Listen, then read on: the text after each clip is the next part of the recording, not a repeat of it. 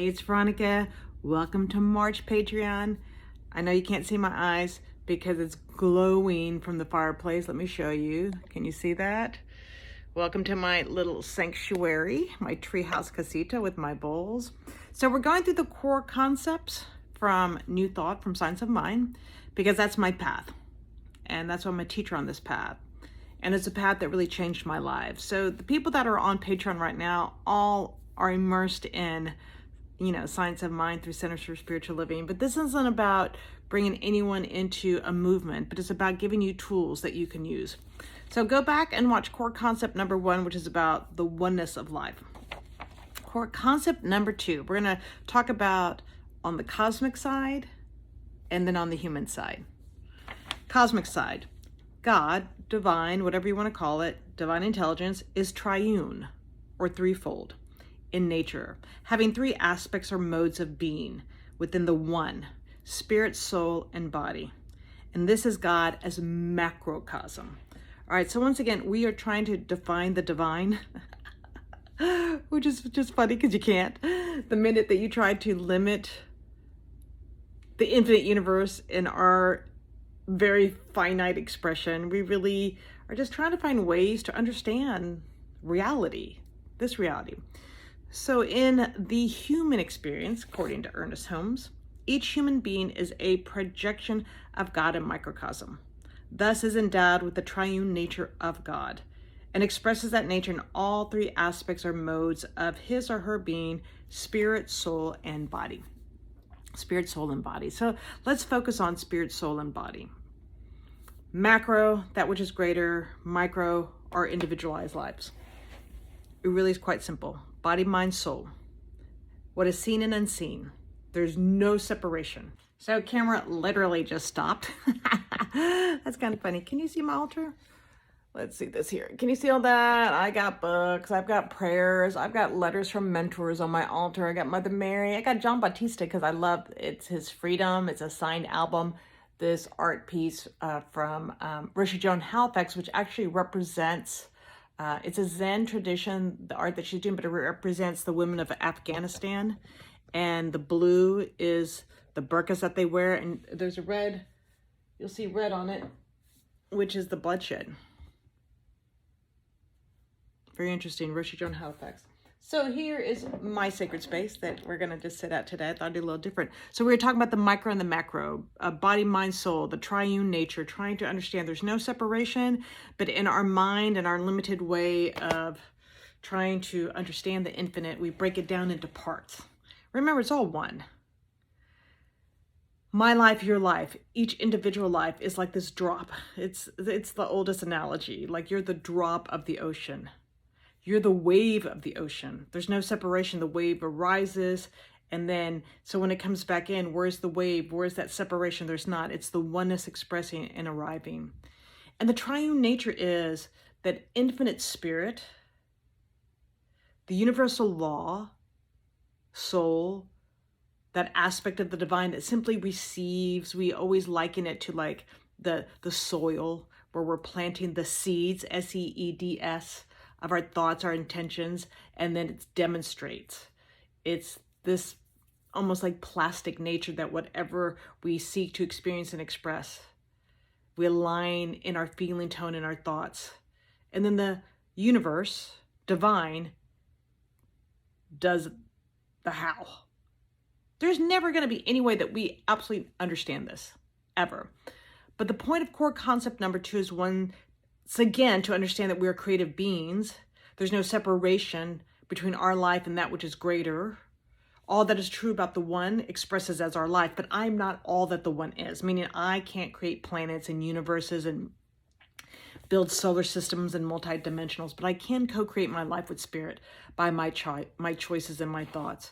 So once again, let me read the human aspect, is that we are a projection of God. So they say it's a thought of God expressing as our life. We're this idea in the mind of the one that is uniquely incarnating in through and as your life.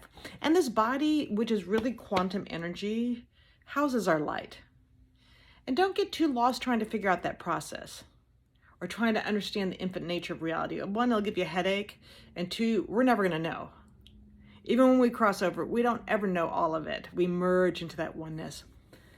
But if the divine is the macro and I'm the micro, and all that is true about the one expresses as my life, then I can't believe those false stories of separation.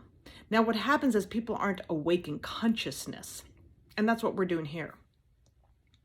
We're understanding how to utilize spiritual principles. We utilize spiritual practices. That's why we have affirmations monthly, and the affirmations help not only repattern our subconscious, we lay in a new groove, but in a physical level, neuroplasticity, we're creating like these like little grooves to, you know, when this part of my brain, the amygdala flips, I get to my prefrontal cortex, but it's really dropping into my heart. There's actually more intelligent energy in my heart. But the affirmation is the seed. It is the seed of the intention I'm seeking to express. And in the human experience, we have about 6,000 thoughts a day. Just taught this the other day to the students at my school. 80% of those 6,000 thoughts are negative, and 95% repeat themselves. So that's why we do affirmations, one, to repattern, to regroove. So we're co-creating from a more powerful place. And then when we get into prayer, prayer is an actual intention. Prayer is an actual, statement into the universe. So the affirmations are the seeds, seeds, that we plant, that we regroove, we repattern. So if I believe that, I am kind and loving, and then I'm having a very human experience, and my pattern has always been, to move into victimhood, and then my brain reacts and I want to go into revenge. I'm not saying that I do that now, but maybe in my younger years.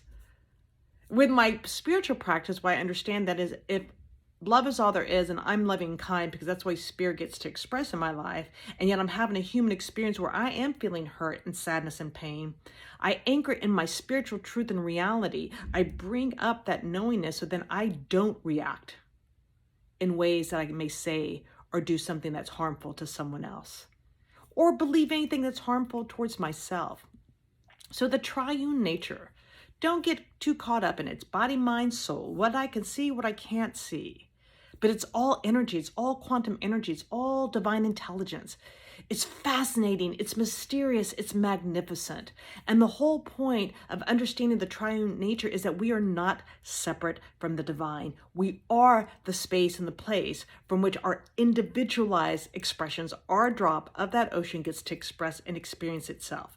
And that just really drops out of your consciousness, maybe some old patriarchal understanding of being sinners and the worm and this angry God who really needed therapy. I'm not trying to be disrespectful to that tradition, but that God, whoever that God was, anger is not a state of the divine. Anger is a state of a lower vibration and a frequency of an unmet need, but we're not going to go there on this one. So triune nature.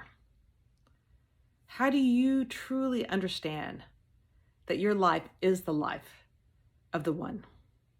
Like, do you believe it?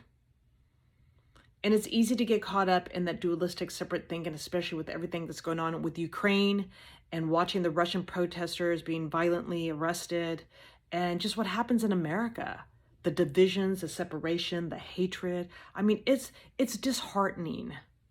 It is, it's disheartening.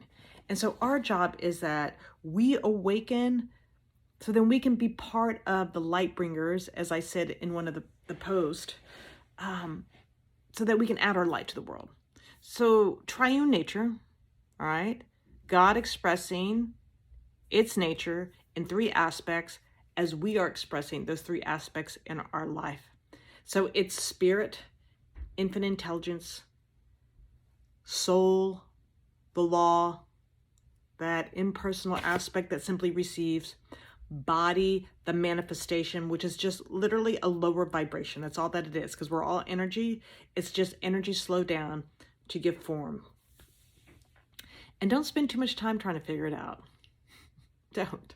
You'll give yourself a headache. Oh my gosh, it'll drive you crazy. You're like, I don't get this. How can God be acting like an asshole, Or when you act like an asshole, it's like, oh my God, I'm not acting like God. And it can be challenging. It can be challenging when we see the way that unconscious, unskilled, lower egoic ways cause so much harm. So here's the invitation. Just notice where your thoughts go. Do you really believe it? And notice, to be making sure it's not part of the ego, but you're really understanding and operating from this place of consciousness. If God is all there is, and my life is that life, then I choose to express in a certain way. And even when we take a stand, and we have to take a stand, oh, trust me, we have to take a stand. But we take a stand from a place of wisdom revealing itself, not in that lower egoic bantering and bashing and just, that I always picture like these reptilians eating that energy for dessert. It's staying strong and true, because I always think about Jesus, the master teacher Jesus in the temple, when he threw out those money changers. Can you see that? He didn't kindly ask him to leave. Pretty much told him to get the F out of there. Pretty much. So triune nature, body, mind, soul. And so start looking at your body. This is the temple. This is the space, sacred space that houses my light. Listen to your dharma, the gift that's yours to bring into this world, just by your very nature. And understanding that your mind is the mind of the Holy One expressing. And you will have human moments, because we're having 6,000 thoughts a day. Trust me, you're going to have human moments. And be kind to yourself. So I'm going to shift the camera so I can play just a little bit of music. And it might not pick up as much since I'm using my camera and not the computer. I'll have affirmations for you coming up. And just explore the concept of God is all there is, or whatever way you call the divine. Got my little Bali water goddess up there. Divine Mother is behind me. Whatever way you can bring it into a focus that allows you then to really drop into your heart. All right? So we're going to anchor out in just a moment. I'm going to shift the camera. And I love you, and I'm grateful for you.